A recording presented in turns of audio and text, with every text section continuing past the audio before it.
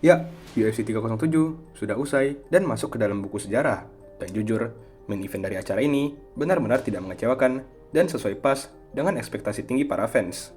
Jujur gue sendiri agak ragu dengan apakah pertandingan tersebut bakal diakhiri dengan KO, karena perasaan sejak UFC mengganti glove-nya, kuantitas KO spektakuler dalam tiap event rasanya kian mengurang. Mungkin ada hubungannya, mungkin juga tidak. Tapi mungkin sedikit naif bagi gua untuk meragukan apakah matchup dua petarung brutal seperti Pereira dan Rountree bakal mendengar bel wasit. Namun sebelum membahas main event, gua mau mengulas sejenak tentang dua highlight lain dalam UFC 307 ini, yaitu Joaquin Buckley versus Wonderboy dan Aldo versus Bautista. Kalau kalian mau skip, boleh ke menit ini. Jadi untuk Wonderboy versus Buckley, pertandingan ini cukup penting bagi gua karena dua petarung ini merupakan dua petarung yang gua sangat enjoy dalam divisi welterweight. Buckley dengan personalitasnya yang seru dan Wonderboy dengan gaya bertarung karate yang mengerikan tapi personalitas yang dapat dibilang sangat alim. Dalam menit-menit awal pertandingan ini, Wonderboy nampak unggul, apalagi dalam pertukaran striking. Namun performa Buckley juga tidak kalah jauh. Ronde 1 jelas dimenangkan Wonderboy, sedangkan ronde 2 cukup ketat dan bisa dibuat argumen untuk kedua petarung. Namun dalam ronde 3, Buckley berhasil melepaskan tinjuan kuat dengan menghempaskan tubuhnya ke arah Wonderboy, mirip seperti saat Frazier melawan Muhammad Ali dulu. Dan pada interview setelah pertandingan, ia menantang nama Kamaru Usman untuk pertandingan menuju gelar, yang menurut gua cukup merupakan call out yang bagus, apalagi fakta bahwa Usman sekarang masih belum menang dalam 3 pertandingan sebelumnya. Sekarang ke Jose Aldo versus Mario Bautista, laga yang jujur membuat gua cukup geram. Sebenarnya, rencana game plan dari Bautista cukup solid, namun terkesan tidak tahu malu dan seperti pengecut. Gua sendiri bukan petarung yang paham tentang aspek strategis dari sebuah pertarungan, tapi melihat pertandingan tersebut, jelas Aldo berhasil menetralisir ancaman takedown dari Bautista dan superior dalam pertukaran striking. Dalam ronde 3, nampak jelas Bautista hanya mengulur waktu dengan menahan Aldo di pagar tanpa niatan untuk mencari kuncian apapun.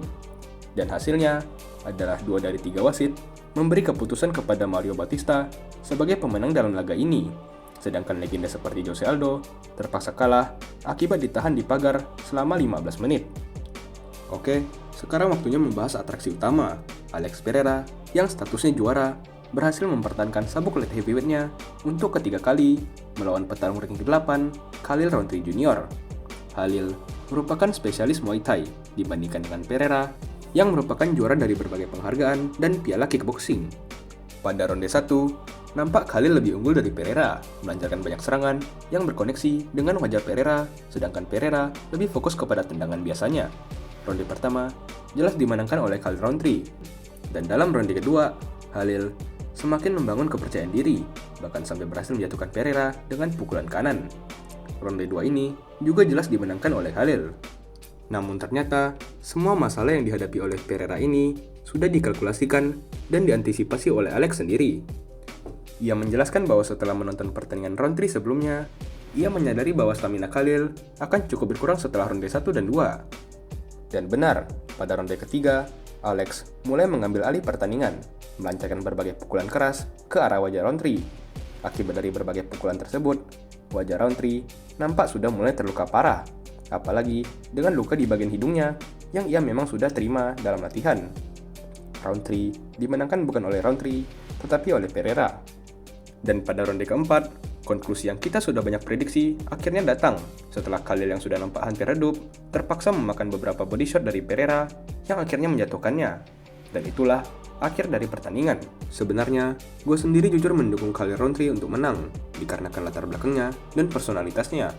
Meskipun Rountree tidak bisa menang akibat terlalu banyak menggunakan stamina pada ronde-ronde awal, perlu diakui bahwa ia menunjukkan determinasi yang kuat serta performa yang lebih bagus dibandingkan lawan Alex sebelumnya, yaitu Jiri Prochazka dan Jamal Hill. Sebagai tambahan, inilah komen dari orang yang kemungkinan besar akan menjadi lawan Poatan selanjutnya, Magomed Ankalaev. Selamat kepada kedua petarung, itu merupakan pertandingan yang sangat bagus. Aku senang si ahli Voodoo yang menang, dan sekarang aku harus mengalahkan Alexander Rakic dan setelahnya mengurus dirinya.